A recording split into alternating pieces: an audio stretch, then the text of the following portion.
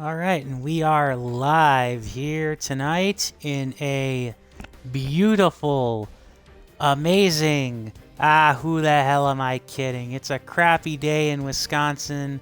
There's actually snow on the ground here in the middle of late April. I mean, are you kidding me, guys? Come on. I mean, I meant this to be a Chel and chill stream. I didn't mean it quite literally. Anyways, I would like to, thank everybody for, anybody who's interested in this, as we're gonna do some,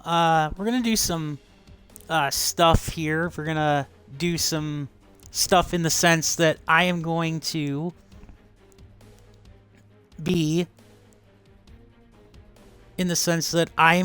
be having the game in the background, and I am going to talk about and do a mock Seattle expansion draft. Yay!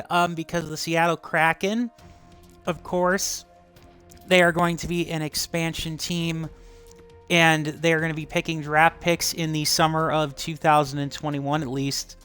That's the theory.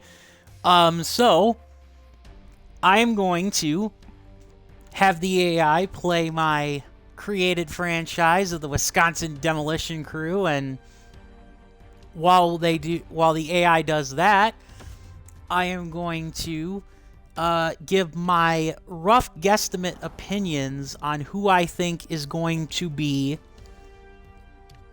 drafted of the NHL from the NHL teams in of the Seattle Kraken, or for the Seattle Kraken in the very first, or in their expansion draft. Now, I say who I think is going to be drafted because not an exact size. I mean, I'm sure a lot of people didn't expect the Vegas Golden Knights to pick half the players they did in the expansion draft.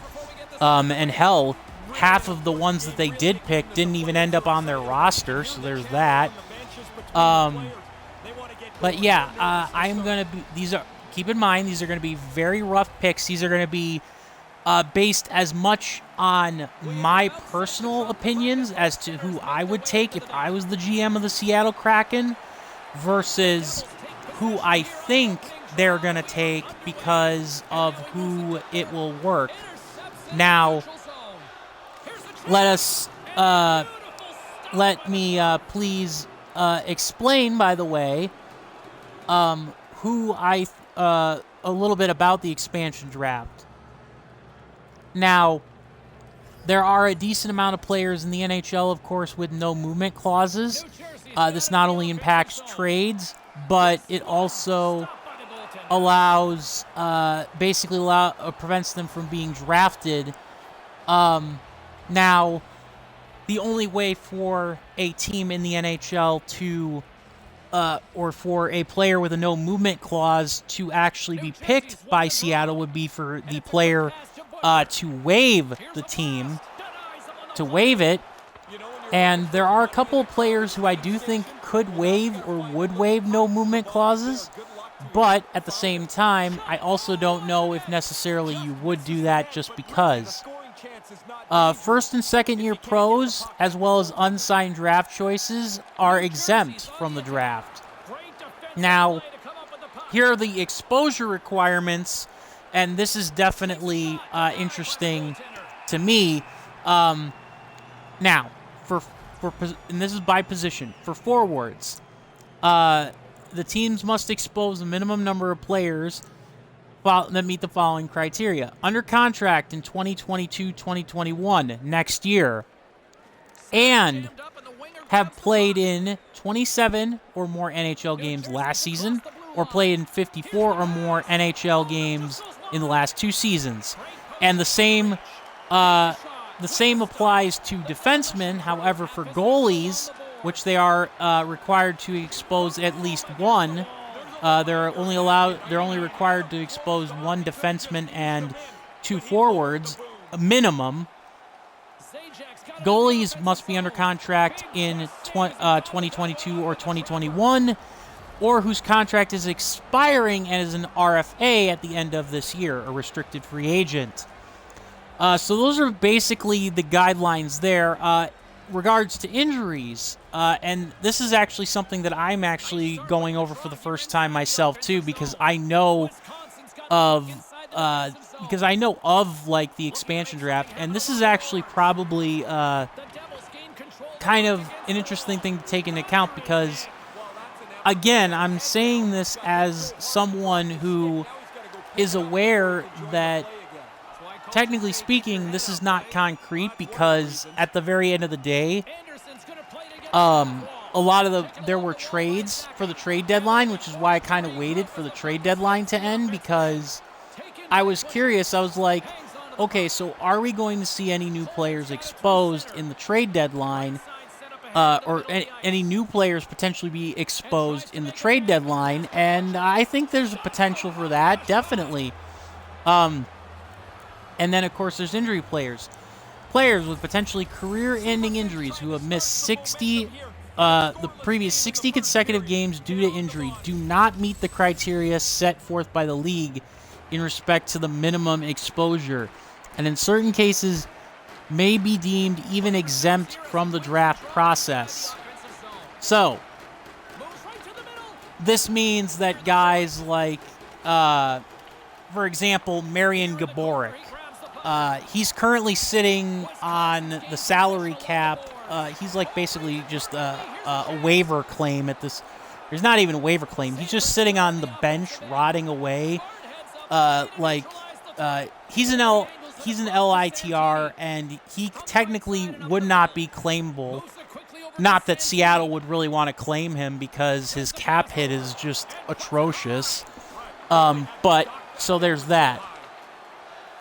Now, the expansion team has to select 1 player from all 30 teams. That makes sense.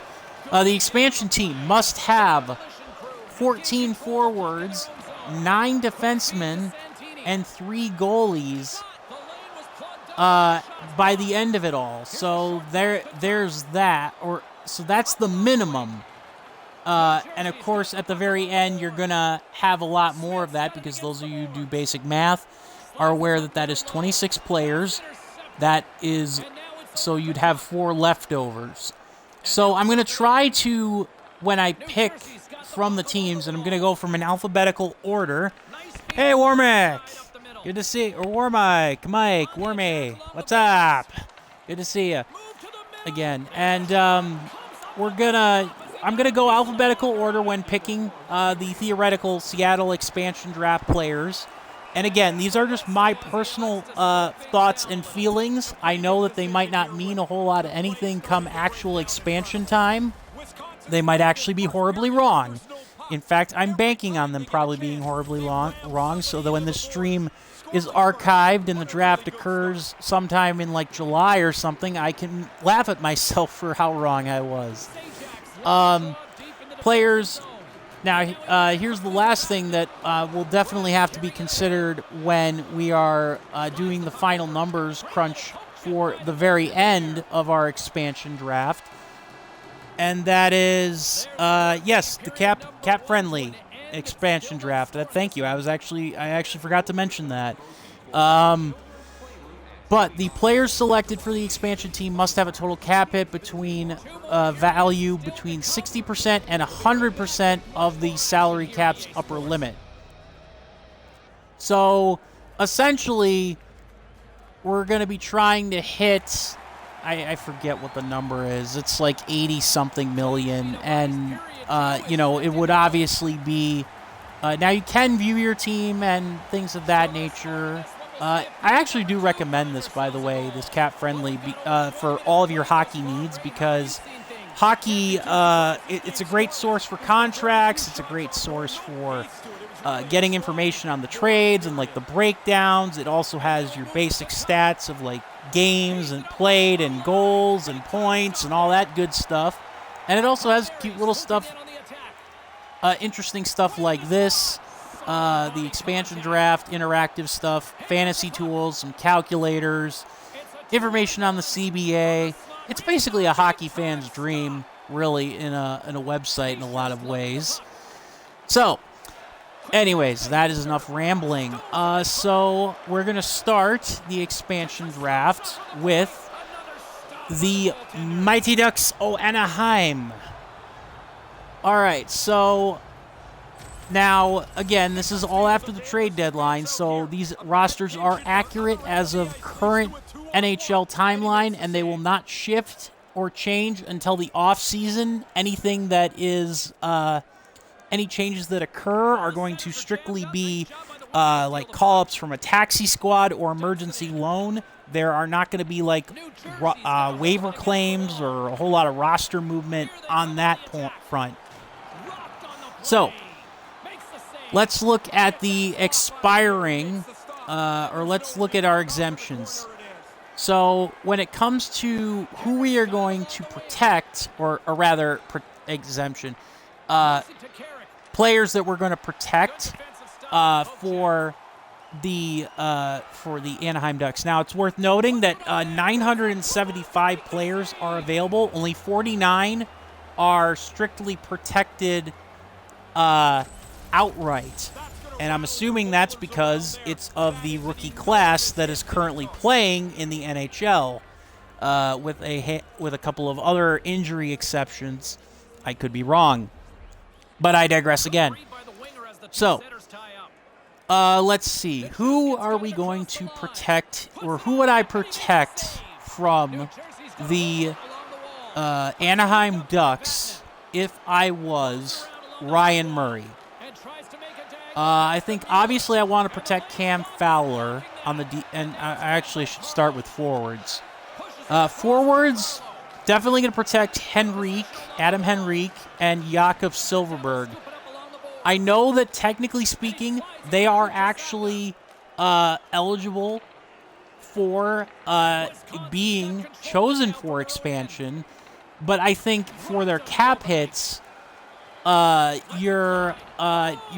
their cap hits, I don't know, unless you really want to give them up, you're really not going to want to take them on if you're Seattle. And I also don't think that you're going to want to take them on even if you think that they would be vital members to the team.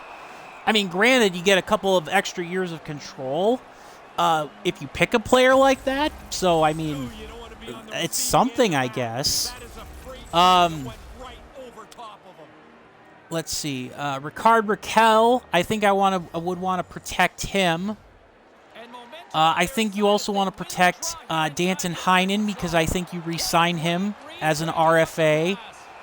And then I don't really know who else from the forward class you really protect.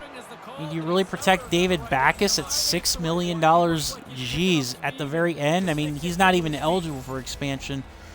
Let's see. Sonny Milano, I guess we'll protect him. Let's see. I'm gonna make sure that just a handful of forwards are eligible.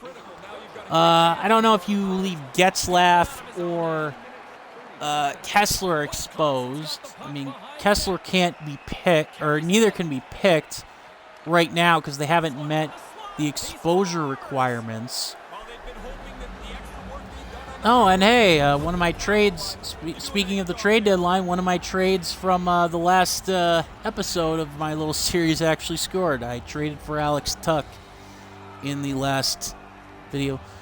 We'll protect Troy Terry to give the so that the Ducks have a little bit of protection on that regard in terms of their forwards. I would definitely protect Cam Fowler. I would protect Josh Manson. Lord knows you almost lost him in the last expansion.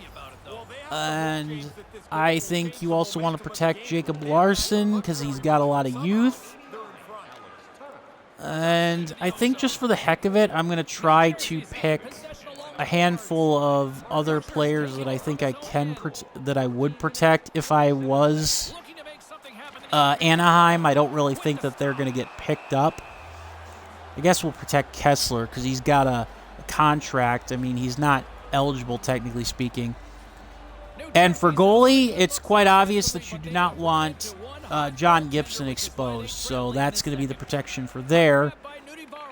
So those are the protections. Let's see. I'm going through the players that I'm protecting first before we draft. So this might take a while. Hopefully it's not too boring.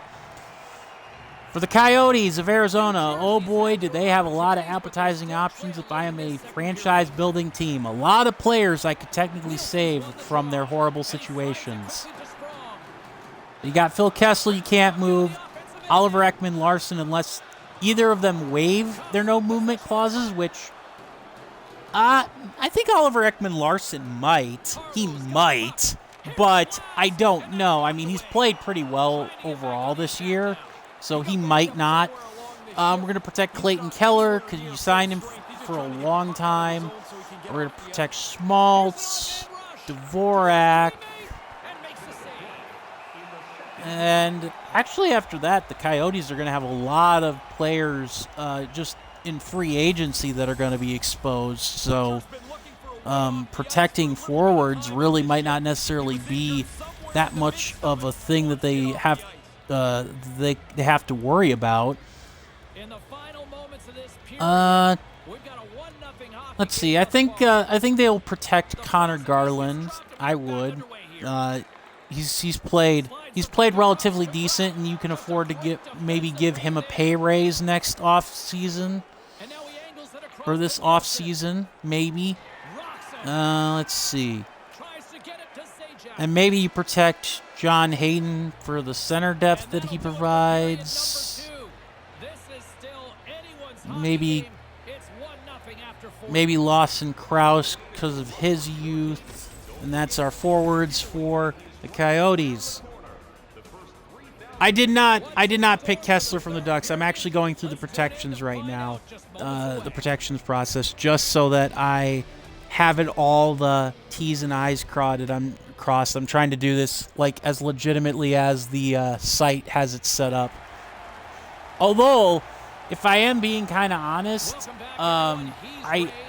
I was Seattle, I probably would go after Kessler because you at least would have him under control for another year. But the problem with Kessler is that he's only played 27 out of the 54 games that are required for him to be exposed. So he couldn't actually be picked probably this in the expansion. He probably won't be able to actually. All right, so for the defense for the Coyotes, you obviously want to protect Jacob Chychrun because he's playing like a boss, and him and Oliver Ekman-Larsson are probably your future on the defensive core. I don't know who else you would protect. A lot of old guys on the defense beyond them. Only a handful of guys exposed or able to be exposed. Maybe Nicholas, or no, we'll protect Demers. I like Demers for some reason. And then for goalies, I do think you protect Darcy Kemper, which probably leaves Antti Ranta exposed. And in fact, I can tell you for a fact that if I am the Seattle Kraken, my pick from the Coyotes would probably be Antti Ranta, because when the dude's healthy, he's probably one of the most underrated goalies in the league.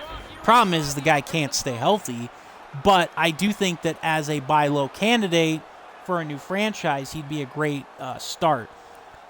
Now, the Boston Bruins, in terms of protections, their situation's a bit more simple. They've got a lot of no-movement clauses, especially for their forwards. Bergeron, Charlie Coyle, and Marchand in particular. Obviously going to protect Pasternak, because why would you expose him in the draft? I'm also going to protect. I would also protect Jacob DeBrusk. Part of me says that you might want to protect Taylor Hall because maybe if you go deep in the playoffs, you would re-sign him. But at the same time, I don't really think that's the case. I don't really think that you re-sign Taylor Hall. I'm sorry. Because I don't see the Bruins doing a whole lot in the playoffs. That's part of the reason. The other part of the reason is like, you'd have to negotiate him to, like, have a half salary. But that's just me. I think they protect Andre Kasha and Nick Ritchie and Trent Frederick. A lot of the youth. Actually, I just realized that I protected way too many forwards. So, actually, let's just keep Andre Kasha on the board. And let's protect Charlie McAvoy and Matt Grzelcyk, because those guys are your faces. Those are your faces of the defense, and you would not want to expose them. And then we'll have Trent Frederick be the last of our protected forwards here. Goalies. Bruins actually have 4 as of now. It'll be interesting to see. I'm going to protect... I think you protect Tuukka Rask. That may sound odd because Tuukka is, been a bit banged up and he hasn't played the best overall in the playoffs recently, much to the dismay of Boston fans. But Halak's a year older than him, and I do think you can actually talk Tuukka down a little bit in terms of that. Plus, you need to protect a goalie, and I think the Bruins actually have quite a few young goalies in the pipeline, so Tuukka would probably just be a placeholder at this point. All right. The Buffalo Sabres, a.k.a. the team that very much so do, like all teams, want to pick from. Like, if every team in the league would be like, can we please have, like, at least one player from the Buffalo Sabres? Because the Sabres have good players. They just have very crappy everything else. Like, it's actually just sad. Oh, boy, wouldn't it be nice, Buffalo, if Jeff Skinner waived his no-movement clause? Doubtful. Obviously, but the protections here are pretty obvious. Jack Eichel, unless he raises a stink with management and says, I'm not playing another game in a Sabres uniform, he's probably going to be protected. Let's see. Tage Thompson. I think they re-sign Sam Reinhart, so I would say that he's protected. I think you protect Victor Olofsson. Let's see. They have anybody... I don't know if they protect Tobias Reeder, because he might be... He's a journeyman. I don't think they do that. I think they might protect Anders Bjork, and I think they protect Cody Eakin. I actually think they leave Okposo exposed. They're hoping that somebody takes his contract, but I don't know if they will.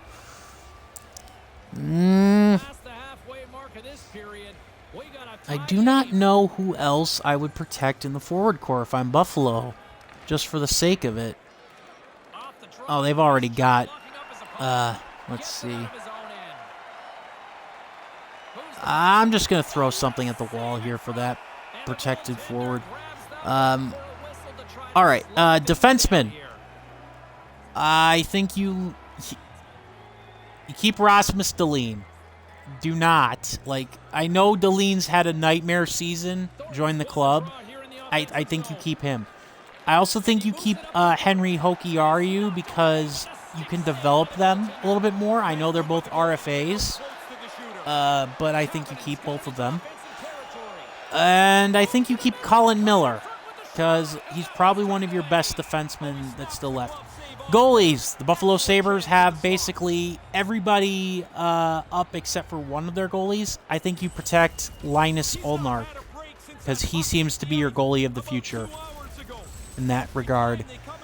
Protections for the Calgary Flames. I'm trying to go through this as fast as I can. Matthew Tkachuk, definitely.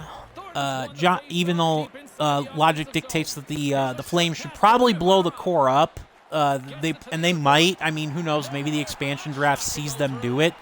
But for protection purposes, we'll say that they are going to keep their eyes on Tkachuk.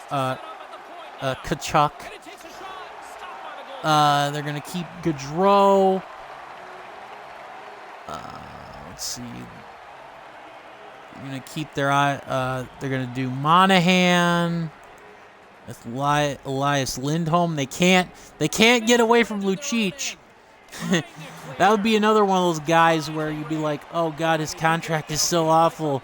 Please, Seattle, take him. And they're like, nope. We don't need him. We don't need him on our as a grinder for 3 years. No, thank you.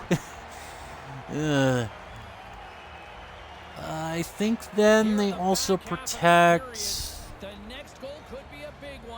I'm gonna go with Dylan Dubé. And then let's go over the defense and see, because I think they protect Hanifin, Tanev, and Anderson. So they protect most of their D-core. And I think they protect Andrew Marchapane for the forwards, and they can't protect a goalie that's not Jacob Markstrom because he's got a no movement clause. So at least that's that. Jeez, the Carolina Hurricanes have 5 goalies. I hope that some of those are AHL talent, because otherwise, I mean, I know they've got 3 of them that they're rolling that are all pretty good, and they're all either UFAs or RFAs this year. Again, Carolina, pretty obvious that you the team that you might want to pick is a goaltender from. Protecting Sebastian Aho, Ovs, Jordan Staal is no movement clause. Obviously going to protect Timo Teravainen. Going to protect Trocheck. Let's see. Svechnikov, who I actually cannot believe is actually eligible to be exposed in this draft, but definitely going to pick him. He's due for a raise, though, so it'll be very interesting. And then...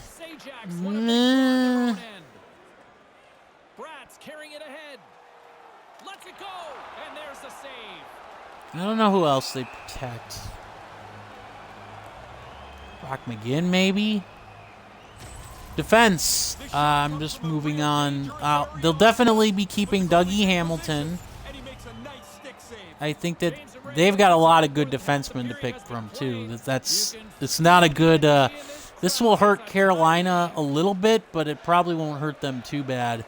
I think they keep Slavin. And I think they'll keep Brady Skjei. And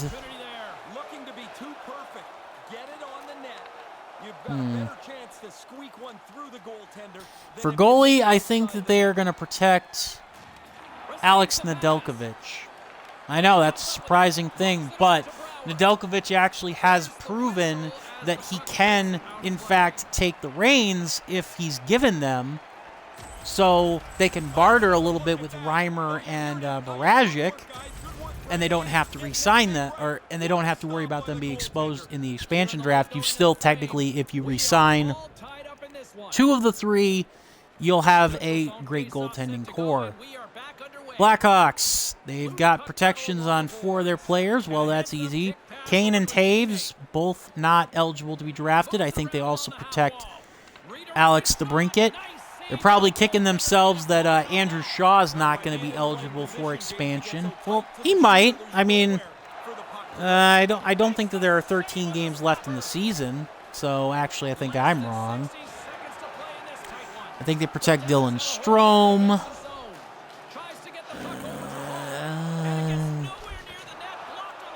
Alex Nylander probably gets protected.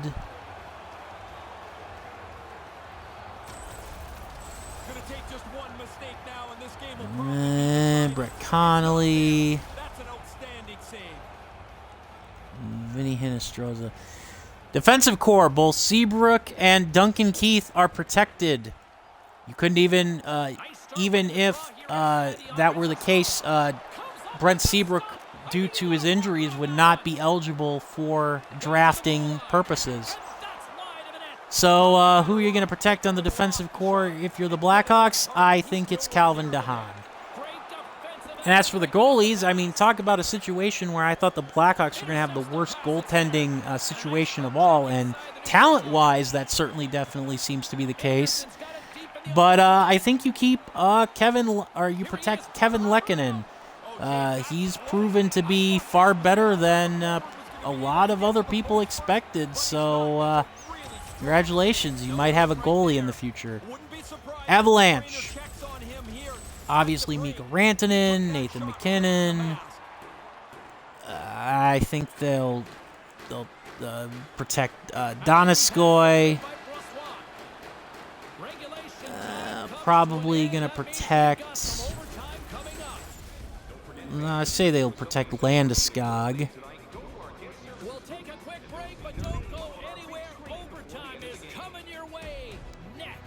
And I'm going to say that they protect Burakovsky and Nazem Kadri. Yes, I did not stutter. That is what we're going to do. Actually need one more forward for them to protect. We'll pick Tyson Jost, one of their few young forwards that could be picked. Defense, Eric Janssen. You cannot pick him. Or we cannot pick him. And Gerard has a massive new contract. He's 22 years old. So definitely protecting him. And obviously going to protect Cale Makar. Even though Devin Taves technically has a massive, massive contract. And so, yeah, there's that. Goalies for the Avalanche, they're going to protect probably Grubauer, I would think. I mean, Francouz is okay, but I don't know if you'd like open if that Pandora's box is even available. So, the Blue Jackets. Cam Atkinson, obviously protecting him. Gustav Nyquist. Max Domi. Bjorkstrand.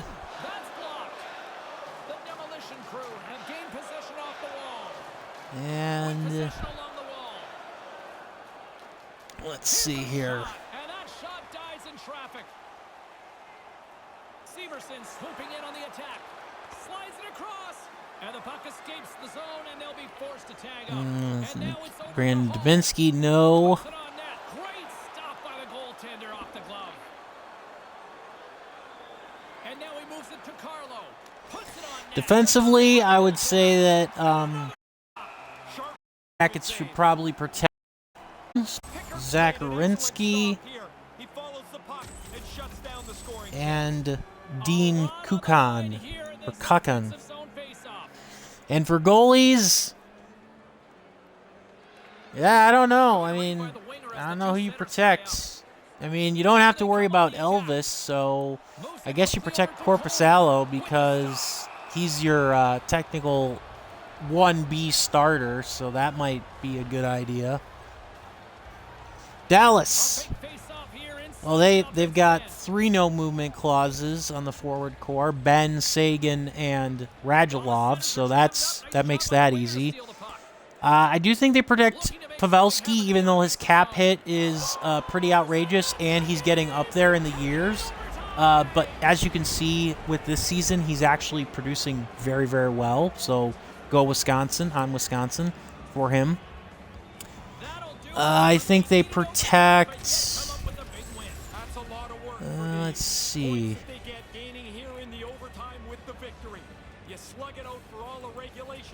Dennis Giorano. I think they protect Actually, I'm not going to go over every single one of these. Well, this one's in the books, a fun one tonight. I'm basically just picking at this point. Like, if I don't know the name right off the top of my head, I'm just picking for the sake of picking, like, to exempt who I think would be a good thing for them to exempt. And if I feel worthy of, if they feel worthy of mentioning them, I kind of just do that, because I'm trying to move this along here a little bit to get to the actual draft. All right, so they probably will protect Lindell on their defense. Klingberg. And Heiskanen, obviously. And they can't... And although I bet you anything the Stars would love to move on from Ben Bishop, unless he waives his no-movement clause, that is simply not going to be the case. So, yeah. Alrighty then. Let's see. Red Wings. I actually am kind of surprised. I guess now that Holland is gone and some of the no-movement clauses aren't there, they actually do have a lot of their players up for exposure. I think they protect Larkin, Bertuzzi. I think they Rana for the deal they made. Mestikov they keep. Fabry they keep. I'm James Cebulski, getting set to call all the action here. And Think about what went down last night because they're right back on the ice tonight. Thinking's bad, James. It's better to just go in and I think play. they protect Richard Panik. It was later in the game I started to wear out. And Ernie. On the defense, I think you protect Danny DeKaiser. Philip Hronek, obviously. And I think you also protect Christian Dojos. I'm sure I'm butchering that. Goaltender for the Red Wings, I would say probably going to be protected would probably be Thomas Greiss. Oilers. How does Connor McDavid not have a no-movement clause? And same thing with Draisaitl. I mean, obviously they're going to be protected. Same thing with Nugent Hopkins. And that's where things get interesting. I think Yohari or Jesse Puljujärvi gets protected. I think Dominic Cahoon actually gets protected. So does Kyler Yamamoto, because I think they get re-signed. And I think I would also protect Zach Cassian, because he's your veteran influence. And on the defense, it's definitely Darnell Nurse, Oscar Kleppbaum, and I don't know who you protect for your third defenseman if you're the Oilers. I mean, you got a couple of unrestricted free agents. Maybe you keep Tyson Barrie around. We'll go with that. Goaltenders, woof. A lot of age in that room. I don't know who you protect and who you don't. I know nothing about their two very young goalies. So we're going to go with Mikko Koskinen. He'll probably be the guy that they protect. Panthers got a lot of players with no movements, including Bobrovsky. That makes that easy. Huberdeau is not exposed for the draft, and we're going to keep with Barkov. They're going to protect him. I think given the trade that they made that was kind of all in, they're going to try to keep Sam Bennett, and they're going to try to keep Anthony Duclair, because I think he actually, if he stays in one place, he might actually turn into a decent top six option. That's just my opinion on the guy. I think they keep Toronto. And defensively, obviously going to keep Yandel. I think they keep Aaron Ekblad. And I think they also keep Mackenzie Weegar, which does leave a decent bit of defensive talent exposed, but that probably just means that that's what's going to get picked from the Florida Panthers. All right, the LA Kings.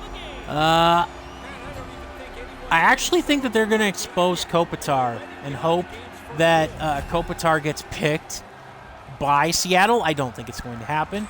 But I think they're going to protect Dustin Brown because his contract for the next 2 years is a little bit more palatable to swallow.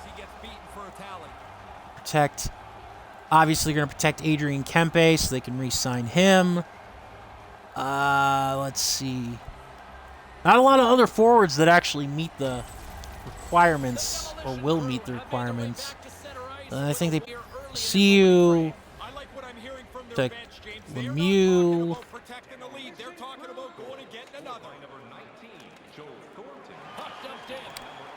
All right, defensively, this is more interesting. Let's see. Defensively, this is more interesting. Drew Doughty can't be moved. I think you protect.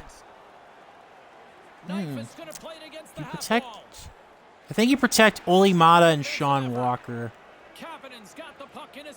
And then for goaltending, yeah, he may be old or he may be aging, but I do think you protect Jonathan Quick.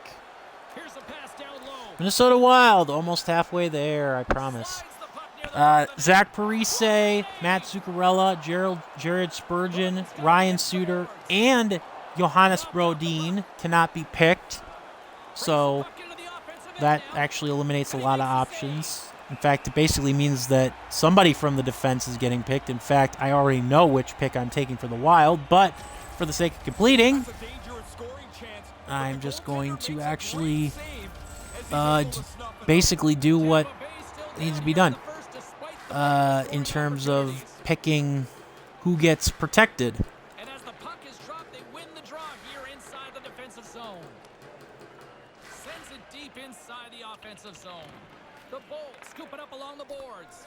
Goalie, protect Capo Kakinen. Takes the shot, and that one's stopped.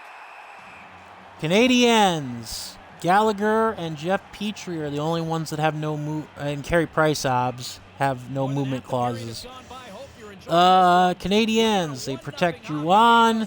They're going to protect Tatar because I think they try to re-sign him. I think they protect Toffoli. Protect Kotkaniemi because I know they want to re-sign him. And speaking of which, I would just like to say the Canadiens were very, very stupid for getting rid of Victor Mete. Like, the dude was showing some promise, and they just cut him outright. I mean, like, really, guys? What the heck were you hoping to achieve with that and let him get claimed on waivers? I think they keep... protect Tari Lehkonen. Or Lehkonen. And I think they protect... Philip Deneau. Defensively, they're going to protect, obviously, Shea Weber. And I think they'll also protect Ben Sherratt. This could just be the Winnipeg Jet fan. Actually, no, the way Joel Edmondson's played, actually, I'd say they protect him because he's actually played pretty well. He's one of the best plus-minus guys in the NHL right now, so that helps. All right, we're reaching the halfway point. Nashville Preds. Ryan Johansson, Philip Forsberg, Victor Arvidsson. I'm going to protect Mikael Granlund. I'm going to protect Matt Duchene, even though if I was actually the Predators, I would probably try to expose him because those cap hits, ugh. Colton Sissons, gonna protect him. Let's see.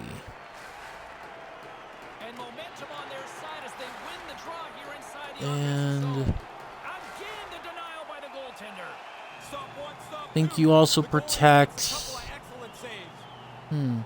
I'd say Eric Holla for the forwards for the Preds. All right, let's see here. For the defense, Roman Josi, no movement clause. So I think they're going to protect Ryan Ellis. And the Preds have Lucas Spiza now. Sometimes I get out of the loop in terms of who goes where when it comes to the waiver claims. I really do lose track. I knew they got Eric Gabranson, rather. I think they'll protect Ekholm. For goalie, love Pekka Rinne, but he's a free agent, and he probably won't be back. I think that they protect UC Saros, even though, honestly, it's looking maybe like they might need to try to call up Connor Ingram and see if he's got any better luck at the whole replacing Pekka Rinne thing. All right, Devils. They actually have also several... Like some of these teams, with a lot of their young superstars, I'm surprised they didn't sign them to no movement clauses. Maybe the players just decided not to do that. Obviously going to protect Nico Hischier. Going to protect Andreas Janssen. Pavel Zacha. Both teams are back at center ice, and we are ready to get period number 2 underway. Here we go. Miles Wood, yes, Rat. The puck drops. Well, we've got over 20 minutes played thus far. Ray, how have you seen things? Russ Watt's been outstanding. Defense-wise, I think they expose PK Subban. That's kind of a given. So I don't know why or who else they would really want to protect, admittedly, with their defensive core, because it's really young and really unproven. But I do think you protect both Severson and Will Butcher because they do meet the expansion requirements, and I think you probably protect Ryan Murray. Goaltending-wise, Mackenzie Blackwood, he's been left out to dry by his defense way too much, but I'm not exposing him. If I'm the New Jersey Devils, he will not be like Martin Brodeur, but I do think that he's got the opportunity to be better than poor Corey Schneider. Oh, I actually just realized that apparently I did not complete a couple of other teams. Let's just rectify that. Because I actually technically could have way more teams completed, but I didn't click all of my available options for protections. Whoops.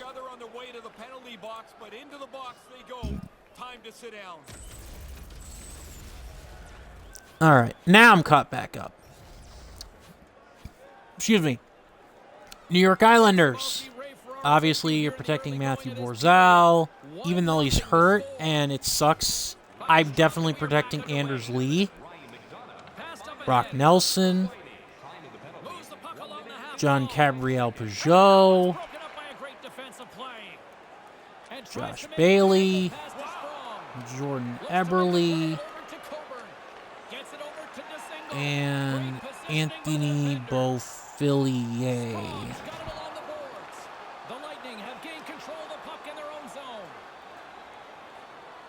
I guess I'd have one more player to protect. I say protect Cal Palmieri and maybe try to re-sign him. Or actually, no, they don't protect Cal Palmieri because they need to, their defenseman. I think that they protect Pollock, Nick Leddy,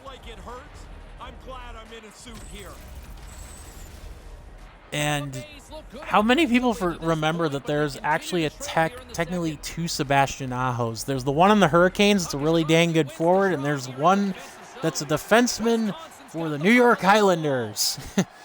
I completely forgot about that. And Adam Scott Mayfield. For goalies, say it's Varlamov. They're going to protect Varlamov, the Islanders. The Rangers have a lot of no movement clauses. Panarin, Kreider, Zibanejad, obvious, Jacob Trouba. I think they protect Ryan Strome. They're really lucky they don't have to protect either Capo or Lafreniere. I think they actually protect Colin Blackwell, former Nashville Predators player, or Milwaukee Admirals player, who's been pretty good this year. Let's see. Kevin Rooney. Let's see. Who else do they protect? Defensive-wise, they have no really. They really don't have. Well, they actually have some youth to protect, so let's protect that youth.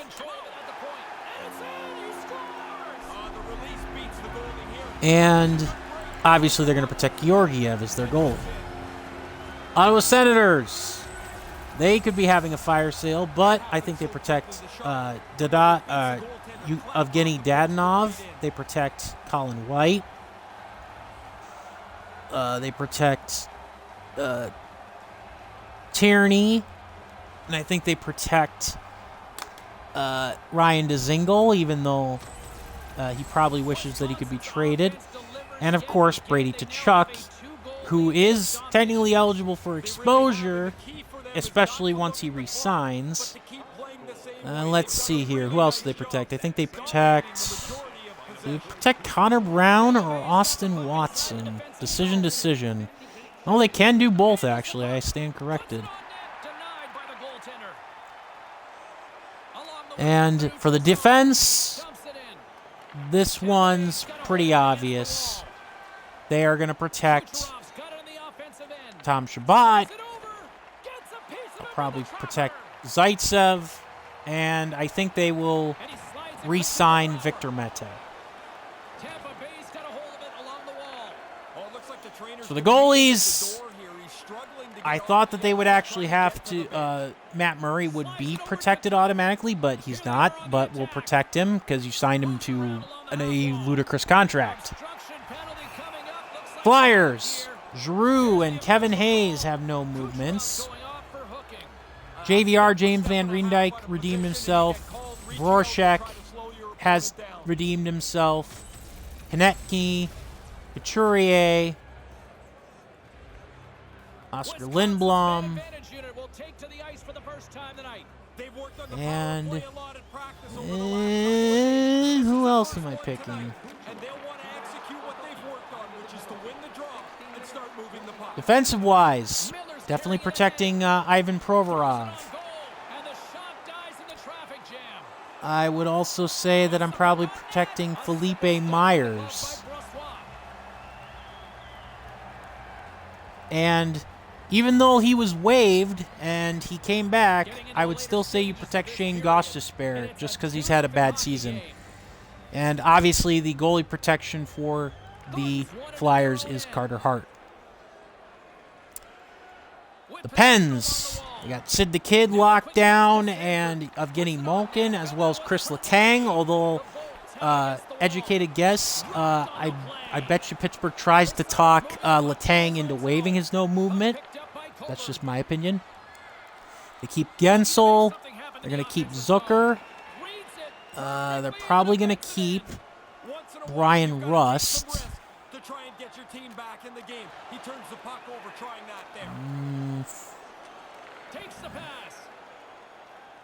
They keep Tanev because of the contract they signed him to. And then on the defense, I know they're going to protect Desmoulins, and they're probably going to protect Marcus Peterson. Kapanen or McCann for the final forward to protect. I think they protect Kapanen. And then goalie, Tristan Jarry. Pretty obvious on that one. Sharks. Only people that cannot be moved are Erik Karlsson and Mark-Edward Vlasic, unless they agree to not move. Logan Couture they'll protect. Vander Kane, Timo Meier, Tomas Hertl, Kevin Labanc.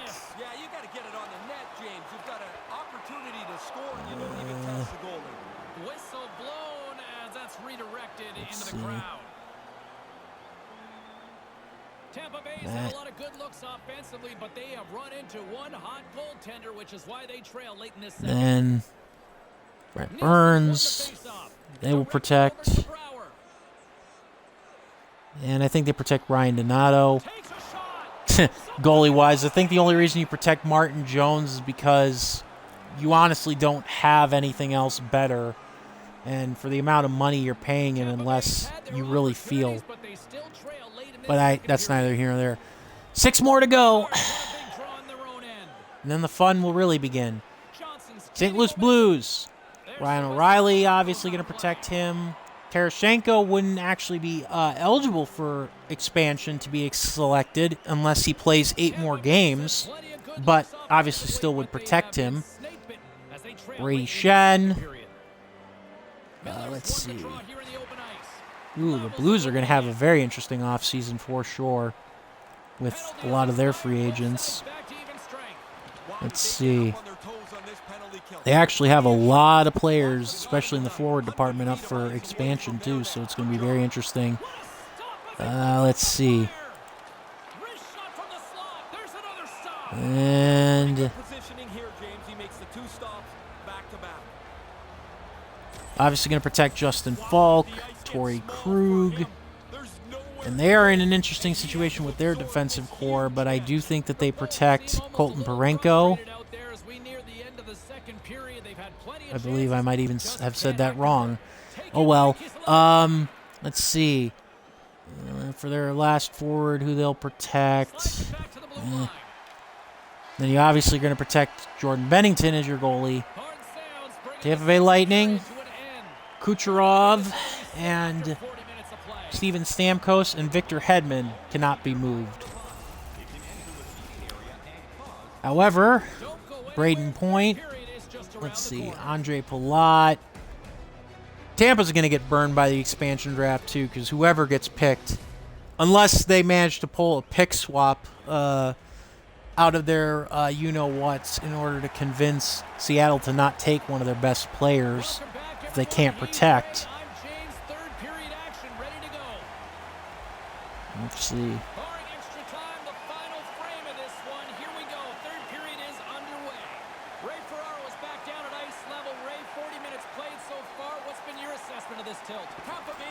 Chel Sergachev and Eric Cernak are going to be the defensemen that I'd protect. And obviously, you're going to... I don't even know why you would even bother protecting anybody but Vasilevsky in your goaltending room, but...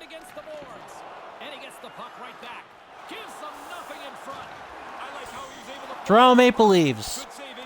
John Tavares is the only one with the no movement clause, but they're, even against the cap, their options for protection are pretty obvious. Austin Matthews, Mitch Marner, Nylander.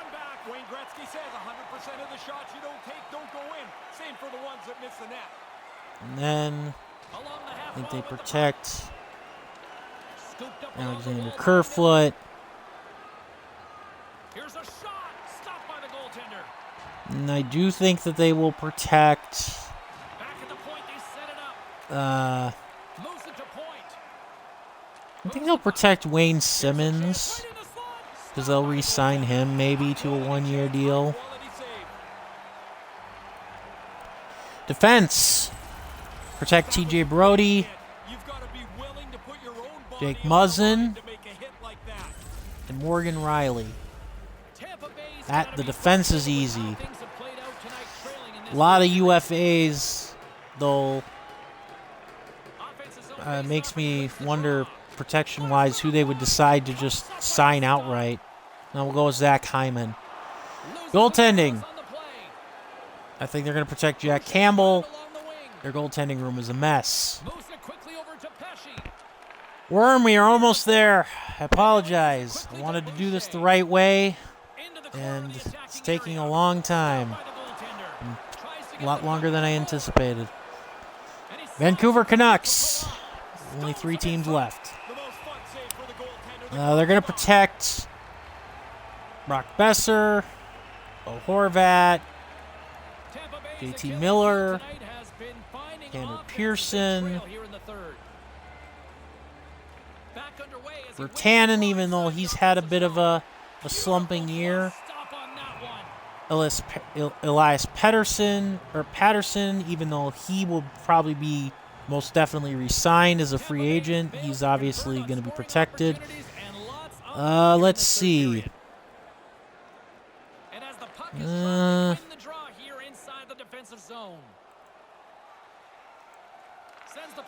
And defensively, I think they protect Nate Schmidt.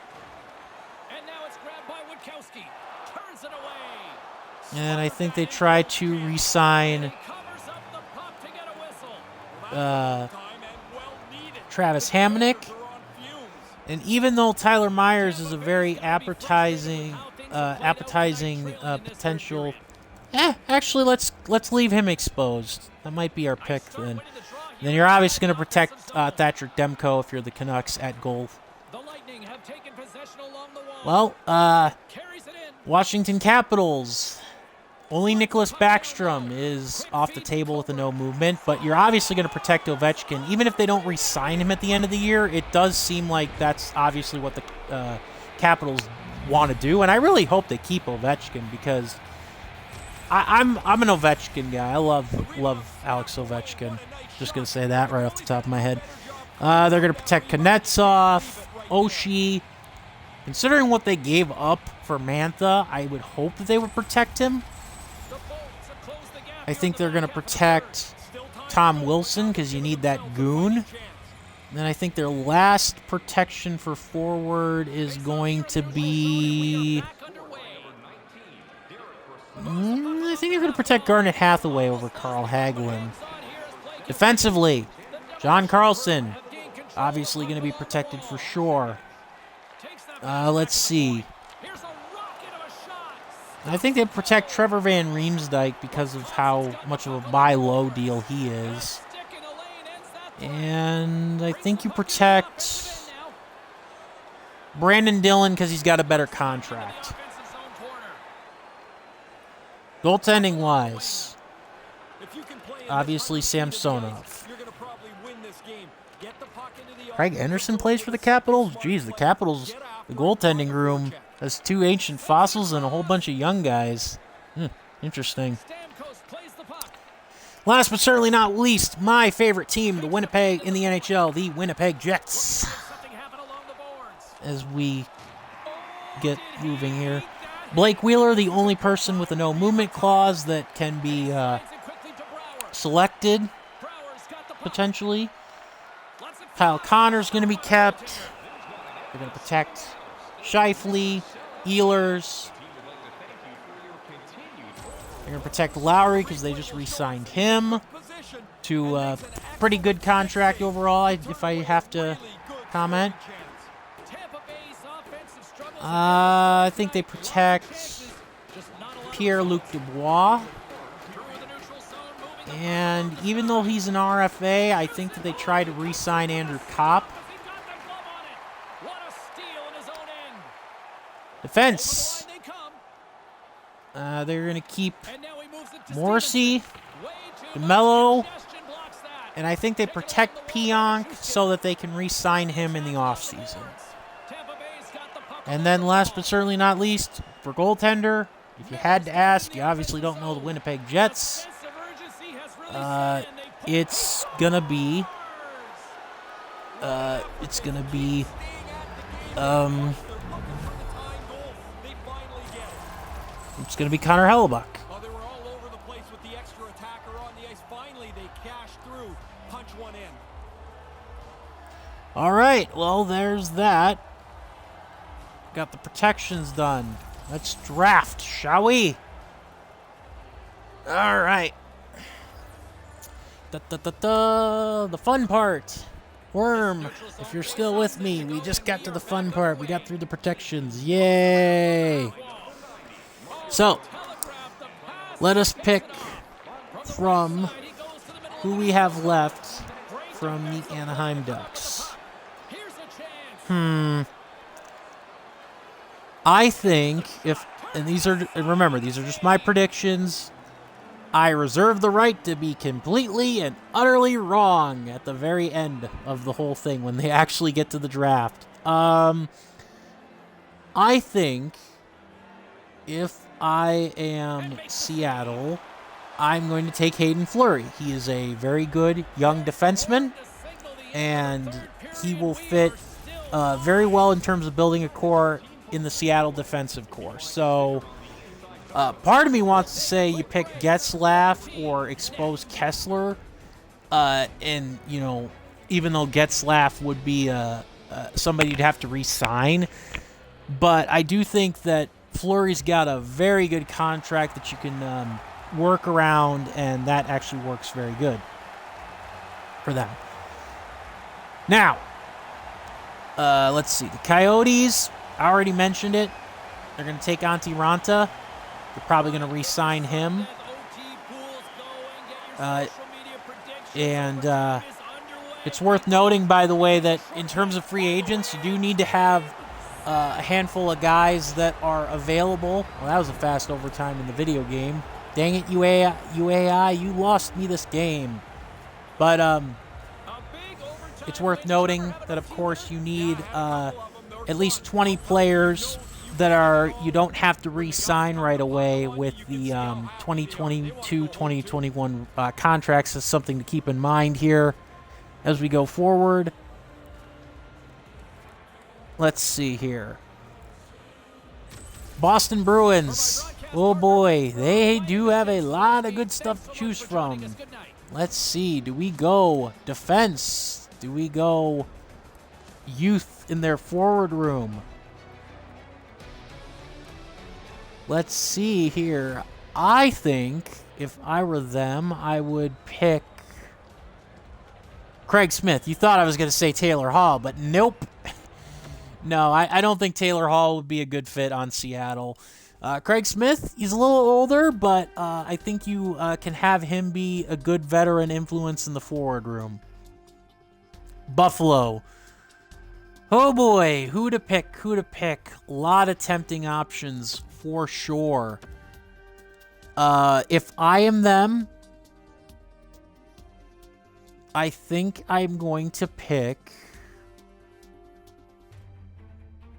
Part of me wants to say Kyle Okposo, but I don't think that that's going to be a good idea.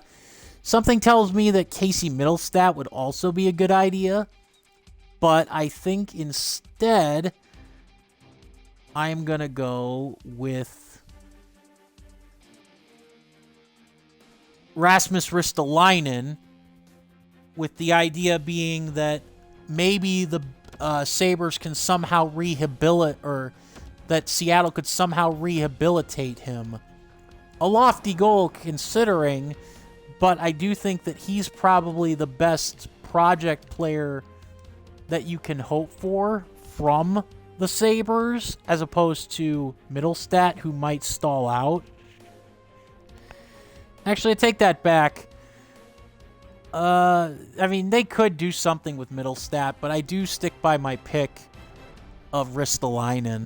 I think that works for them. For the Flame, you got a lot of... I think it comes down to, do you want Mikhail Backlund, or do you want Mark Giordano? Because I think that Giordano will probably be exposed in this draft.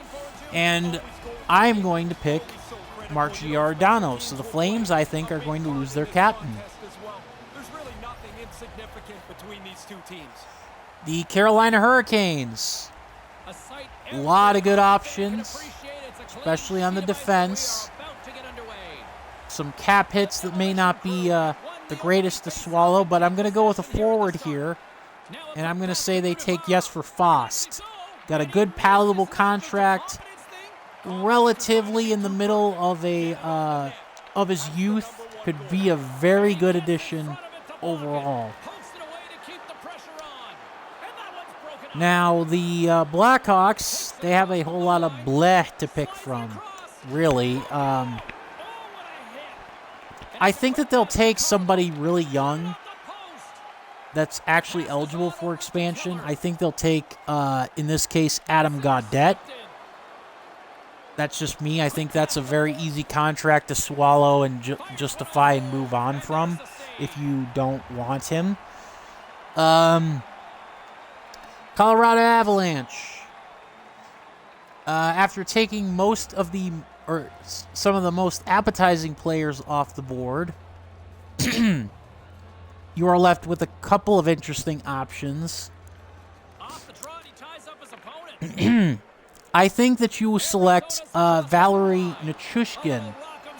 Again, a much better contract to swallow, and he's good bottom. He's okay as a bottom sixer. I think you really do want to focus. Oh, that was a pretty good hit for a video game. Not nearly as good as NHL hits, but I'll take it. I actually got an injury out of that.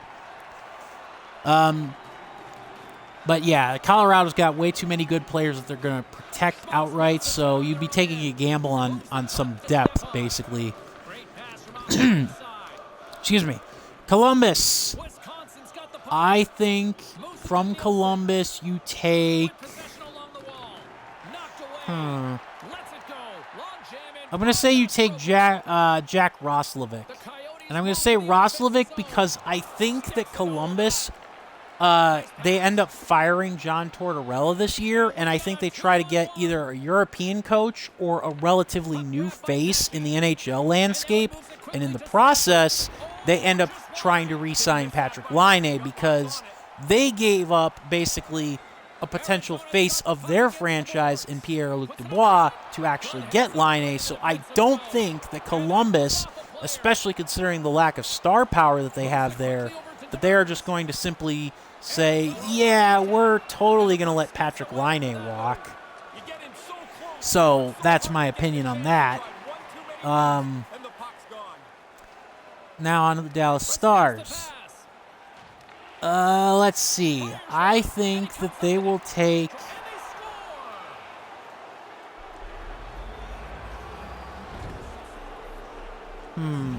Interesting. This may sound odd, but I think that they take Andrej Sekera because he's only got one additional year left on his contract, but he therefore meets what's left of expansion, and he also helps you get over that contract limit or that hump in regards to the contracts regarding, RFAs and UFAs.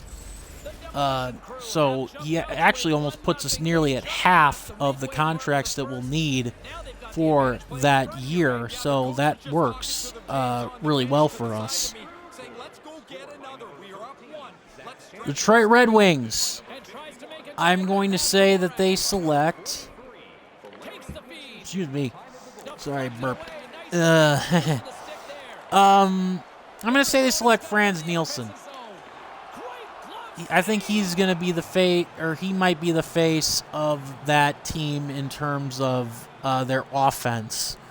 Again, just another one-year deal that you can wash your hands of if you find out he's cooked and you don't like him and what he brings to the table. It's a decent idea, and I think that it will work for them. Let's see. For the Edmonton Oilers, I think that they select either Kyle Turris or Josh Archibald. For the sake of this particular draft simulation, I think that they're going to take Kyle Turris. You can never have enough center depth as a new team, and I do think that Turris could also be useful as a wing on the top or bottom six, depending on how stacked you wish to be. So there's that. Florida Panthers. I think that they will select some heavy lumber for the defense. I think they will select Radko Gudas. And again, a lot of that comes down to contract more so than, I think, overall fit for the team. I think you can justify picking him, and you don't have to worry necessarily as much about filling out the holes. For the Kings, part of me wants to say they're going to take Anze Kopitar, and they're going to, like, in order to do so, they're going to probably, like, you know, give up a whole bunch of, like, draft picks to do so. But I know that's not going to happen. I think that they're probably their best bet or like the best bet of who they're probably going to end up taking from the Kings, and the Kings don't have a lot of depth after all their protections. It'd probably be Curtis McDermott, another UFA with a 1-year contract. I mean, either that or Matt Roy, who happens to have or Wah. I don't know if that's the particular enunciation. They both have contracts that are very cheap and good for the defense depth. It's pretty obvious that, you know, you wouldn't pick those guys, or you would pick those guys to get some defensive depth and at a not too expensive rate. Minnesota Wild. This one's pretty obvious. You pick Matt Dumba. Good, young defenseman. Yes, the contract is a bit on the steep side for, you know, in terms of bite, but overall, you do get him for 2 more years after this, or after the first season. So, yeah, I definitely recommend Dumba being the pick for the Minnesota Wild. The Montreal Canadiens. Part of me says that you pick Jake Allen as your secondary backstop. I think that they will probably end up picking instead Paul Byron.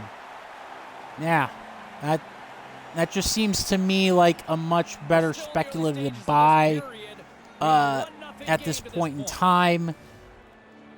It'll be very interesting to see. I could be wrong on a lot of these picks. Nashville Predators. I think that they will pick. Yeah, and it was that guy who's picking himself and his stick up off the ice. I think that they're going to pick from the Nashville Predators. Lee's got it across the line. Handles it along the blue line. I think if they pick Yakov Treinen, rather. Sorry for that. Bumped my controller. But I think they pick him because he's got a very cheap contract, and I think that they get more picks from the Predators out of it, future picks for the Predators out of it. You don't really have a whole lot else to choose from. It's a lot of ifs, thans, or possible maybes. So I don't necessarily know if I would like those options that the Predators have that are being offered. The Devils. Let's see. Part of me would laugh if they picked PK Subban, because it would probably be a case of, like I said earlier, with a lot of these bad contracts, they'd have to offer a lot of draft picks in order to get them. I think that they bolster their goaltending core, though, with one of the Devils' goaltenders. I think they'll take Scott Wedgwood. New York Islanders. Part of me wonders if they will pick Johnny Boychuk just to get a lot of picks from the Islanders, and then like buy Boychuk out of his contract. And I'm actually tempted to roll with that pick on principle, but I noticed that in my expansion draft, I do not have a lot of forwards picked. So I think they're actually going to end up taking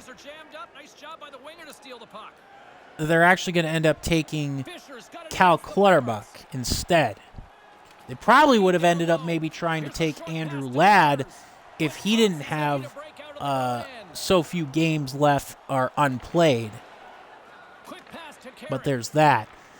New York Rangers. Let's see. New York Rangers, I think that the Rangers are going to try their best to actually get Seattle to take Tony DeAngelo, the cancer that he's become, off their hands. But I don't think that that's going to happen. So I think they're actually going to try to take Anthony Biedetto because he's got a much better contract hit. Actually, I think they are going to go Tony DeAngelo because I think that they'll be encouraged to swallow that contract somehow. That's maybe just me thinking a little too much. I don't know. From the Senators, I don't know who you take from the Senators. I think you probably end up taking...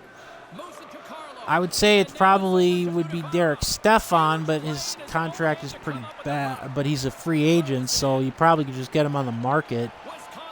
I guess they'll roll. I think they'll roll with a young center, and I'm gonna say that they pick Nicholas Paul. I know that the Senators don't have a lot to pick from because of their rebuilding movement. So it'll be very interesting with all their with a lot of their major players protected. The Flyers. Let's see who you pick from the Flyers after everybody's all set and protected here. I don't know who you take, honestly. Part of me thinks that you take maybe Travis Sanheim or Matt Niskanen, but at the same time,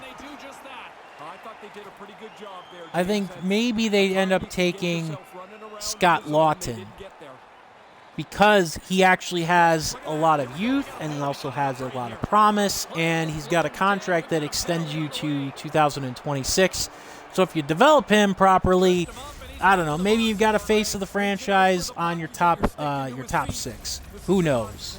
At this point, I honestly don't.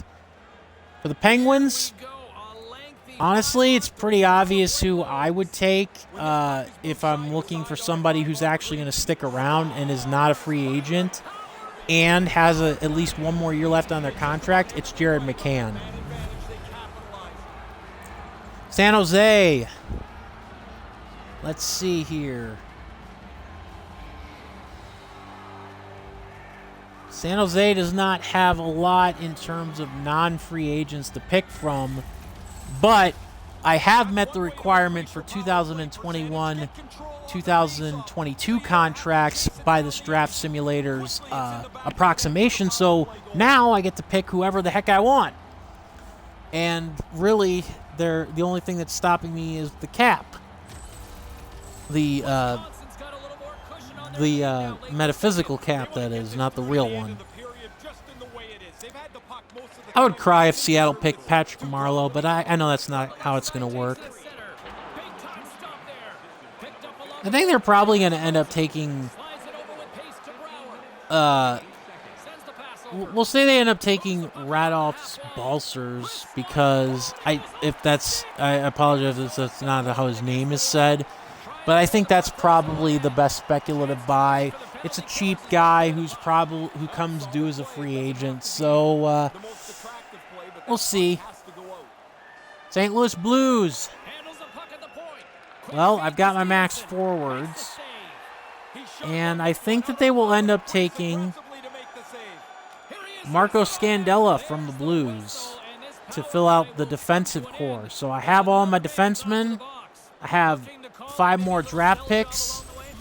So now it's a matter of who do I want to fill out my goaltending room and who else do I want to pick for the rest of the team. Yeah, that's right. I forgot. I actually did not protect Ryan McDonough on the Tampa Bay Lightning. You know what? I'm actually going to come back to that because I don't know if I had enough cap left to actually buy in. I would probably actually say, yeah, I'm actually going to buy into Ryan McDonough as one of my faces of the defense. Him and Mark Giordano as your top 2 defenseman? I mean, come on, that would be amazing. I think from the Toronto Maple Leafs, after everything is all been said and done, I think you pick Pierre-Engvall. I think he's probably the safest bet out of everything that's left in the forward core that isn't on a free agent deal. He's young. Maybe the fact that he plays with one of the most deadly, groups of forwards, maybe has left him underdeveloped and overshadowed. I don't know. Maybe. We'll see. Wow, I'm kicking butt. The AI's kicking butt. Let's see. For the Vancouver Canucks, I think if I am the GM of the if I am the GM of the Seattle Kraken, I am probably going to do them a favor, and I'm going to try and I'm going to take on either Jay Beagle or Anton Roussel. And I think in this case, I'm going to take on Roussel for that purpose. And then, before we move back to the Tampa Bay Lightning before we go back to the Tampa Bay Lightning and the Washington Tampa Bay Lightning, we'll finish with the Washington Capitals and Winnipeg Jets here. Let's see. Out of the people that are left, I think they end up taking Dylan Sprong from the Capitals.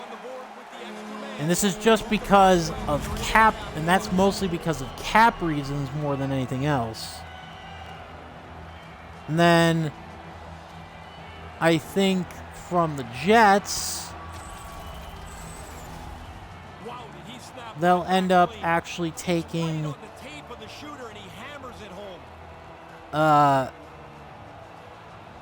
Nathan Beaulieu.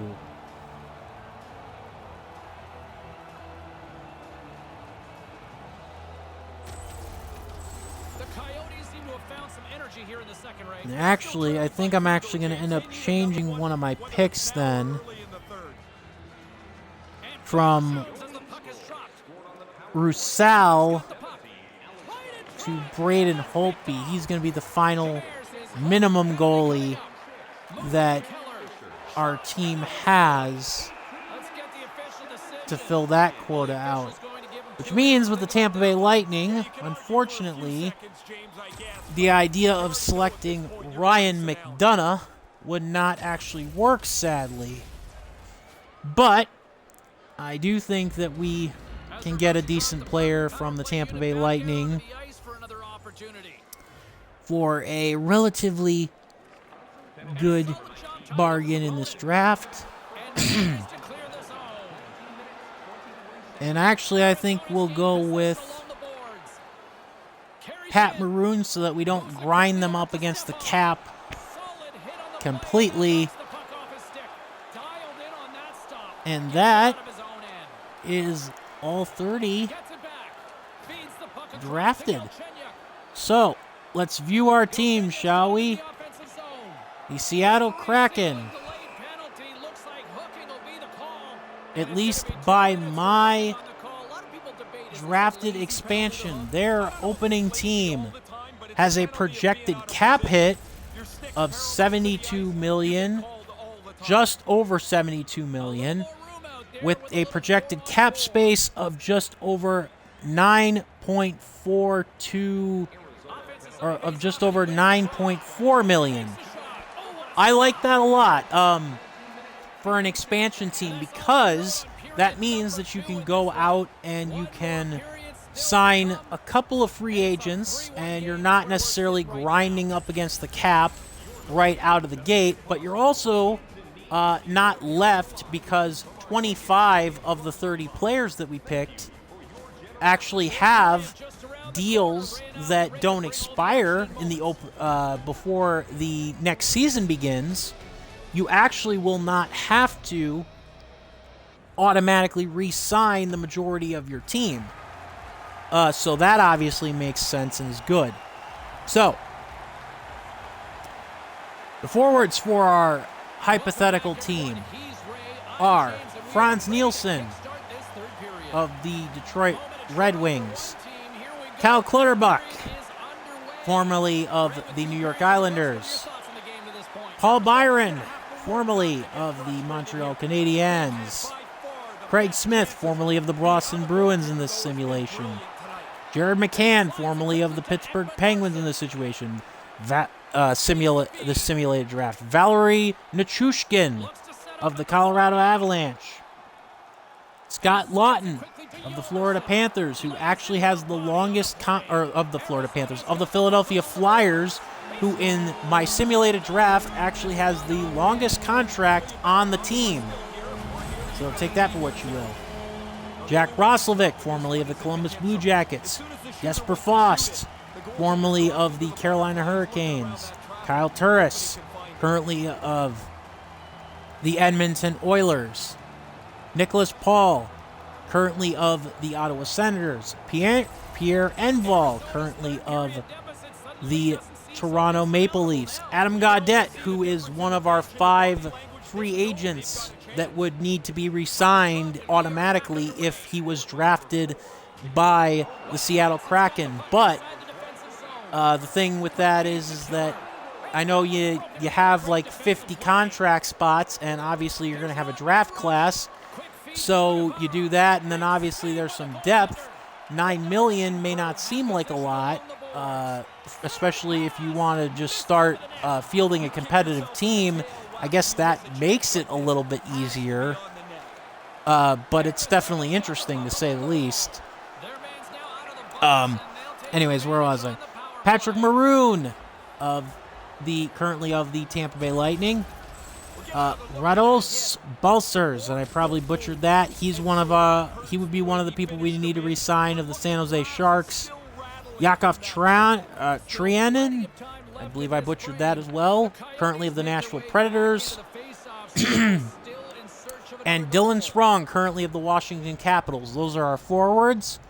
Our defense actually looks pretty good. I would not want to play a team with this defense, even if only half of them are on the NHL roster at the beginning of the year, or are traded to acquire more picks, which of course I think and shed salary, which I think is the other major thing too that we kind of forget a little bit about the Vegas team, was that they did trade away, I believe it was Mark Mathot, and I believe they also traded Dylan Schlemko, who they got from the San Jose Sharks. So there can be trades of expansion players. So that's obviously not out of the realm of possibility, but I'm rambling. Mark Giordano, he was currently of the Calgary Flames. Matt Dumba, currently of the Minnesota Wild. Rasmus Ristolainen, currently of the Buffalo Sabres. I could see him being a trade asset. Tony DeAngelo, the cancer of New York. I could see him of the New York Rangers. I could see him being a day trading asset. Marco Scandella, currently of the St. Louis Blues. Radko Gudas, currently of the Florida Panthers. Andre Shakira, currently of the Dallas Stars. Hayden Fleury, currently of the Anaheim Ducks. Nathan Beaulieu, currently of my favorite team, the Winnipeg Jets. And Curtis McDermott, currently of the Los Angeles Kings. And last but certainly not least, two of our 5 free agents are in the goalie department, but I do think that you can argue that they would not be that hard to renegotiate re-signing them. But our goaltenders are Braden Holtby of the Vancouver Canucks, Antti Ranta currently of the Arizona Coyotes, and Scott Wedgwood, currently of the New Jersey Devils. So those are my expansion picks, and oh boy, in the game, the Arizona Coyotes are dropping like flies. I believe that's their second player the AI has unintentionally injured. So yeah, that's my expansion team. I mean, I'd love to hear thoughts on that. And this is, again, these are just my predictions, just my thoughts. I could be very, very wrong. It's worth noting that a lot of my players, the players that I picked for the expansion draft in this case, they do not have contracts beyond 2020 and 2021, or the 2021 and 2022 season, or which would be the first season of operation for the Kraken. But I do have 26 players that would be on the roster out of 50 potential contracts, so there's that. After that, the cap basically is wide open for them because you only have 7 players. By 2025, 2026, as my current roster is constructed, there would be only 1 player on the team currently, or that would be on the team based on the draft picks. So that is at least something to monitor, to keep interest of, and all that good stuff. But yeah, I think that is an okay draft class. I think it definitely has potential. I probably am going to be wrong about a great deal of these picks, but I also think that it's definitely not out of the realm of possibility. Let's see here now. Wisconsin's attempt to put more pucks on net has paid off as they lead it in the third. Thornton's won the draw. Now, I want to save this. Sometimes you're in close, there's no room to put it anywhere. The goalie smothered it all. Wisconsin's got the edge in the shot department, a big reason why they lead here in this third period. Off the draw, and a nice job locking up his opponent, and manages to clear. All right, so I am saving this, so I have it, and hopefully when expansion draft comes around, I can maybe create another one once we figure out what the contract situations, because I am definitely curious to see whether or not I can't remember now. I'm going to look this up right now because I'm in front of my computer. NHL free agency versus the expansion draft, because I might have to do another round of simulation then. Shot on net, and that one's turned away. He scores. It looked like he had made the save, but that's in the back of the net for a goal. Free agency 2021.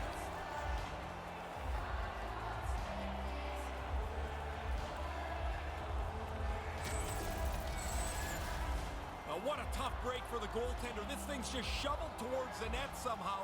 And as it's bouncing around, the goalie can't track it, can't keep his body in front of it.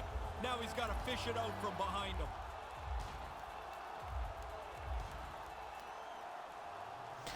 Okay, so the deadlines for the projection for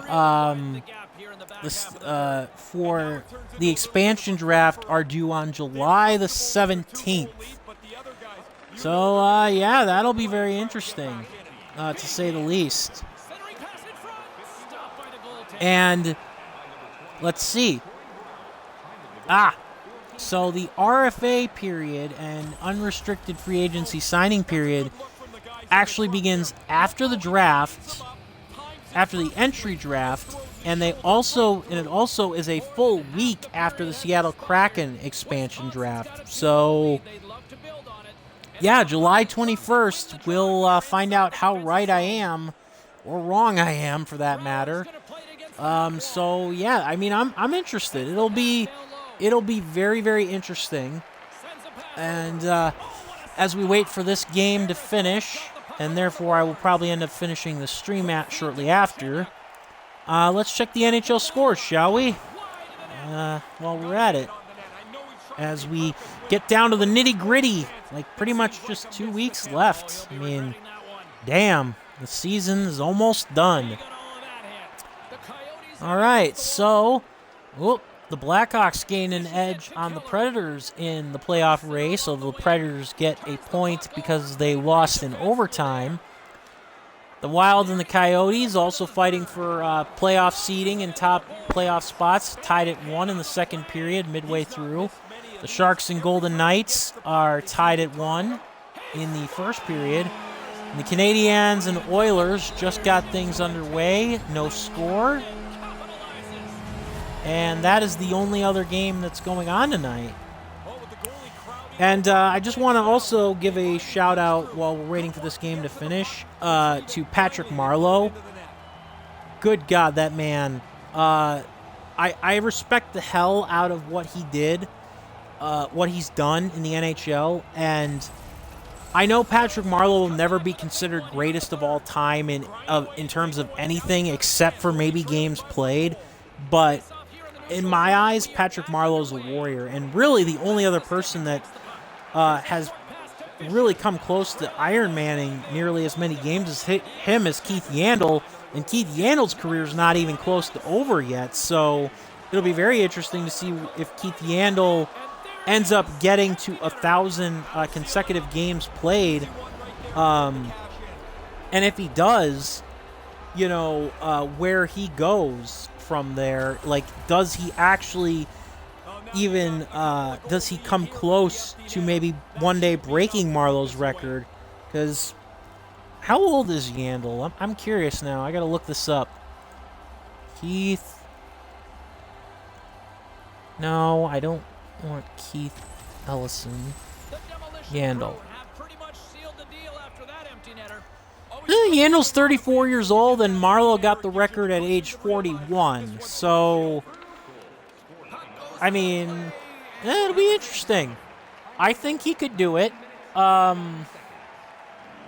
mean, for a guy though in the 4th round, I mean, seriously, he's just a guy drafted in the 4th round. He's the current NHL Iron Man, and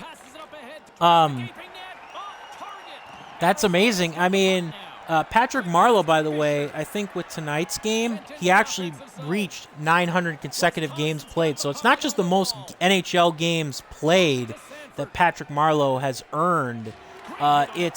He's earned the right with the most ever. He's also earned the right to be considered a great based on his amazing, career, just in terms of overall. I mean, I was seeing all sorts of arguments about how Marleau, the only thing that is great about him is how long he's played. And that's, I mean, that's just so Bush League. I mean, the fact of the matter is, I mean, yeah, Keith Yandle is closing in on the most consecutive games played. If Keith Yandle actually plays, if they play a full season next year, Keith Yandle, halfway through, he will be the official NHL Iron Man at, because the record he has to beat is 964 games.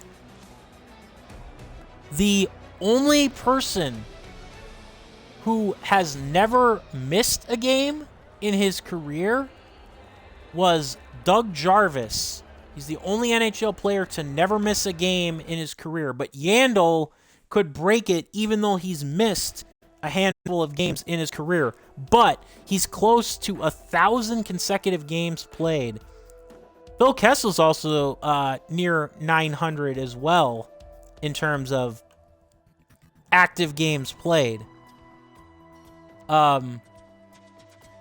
So, I mean, there's a lot of longevity records and a lot of interesting things going on in the NHL for both its that are going to be good for its future.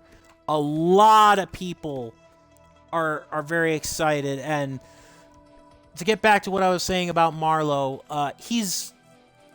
he may not be what I'd call he's a first ballot Hall of Famer, especially for what he's done for the San Jose Sharks. I mean, literally, how many people, or what, other than maybe Doug Wilson, their current GM, and Joe Thornton, who else maybe Logan Couture? Who do you think of when you think of the San Jose Sharks? I know I think Patrick Marleau. He's not ever been the flashiest or the best player, but he's definitely someone who I consider one of the all-time greats. And then we're going to accept this trade.